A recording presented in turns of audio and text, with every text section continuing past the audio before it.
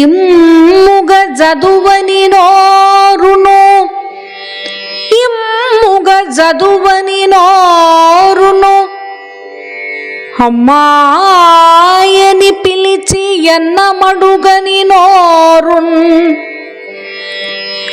దమ్ములన్ బిలువని నోరును, కుమ్మరిమను ద్రవ్వినట్టి గుంటర సుమతి. నోరున్న మనం చక్కగా ఇంపుగా మాట్లాడాలి, చదువుకోవాలి. అమ్మ అని ప్రేమగా పిలిచి అన్నం పెట్టమని అమ్మని అడగాలి. తమ్ముళ్లతో అక్క చెల్లెళ్లతో ప్రేమగా మాట్లాడాలి. ఇలా చేయలేకపోతే ఆ నోరు మట్టి తవ్వేసిన గుంట లాంటిది అని సుమతీ శతకకారులు చెప్తున్నారు.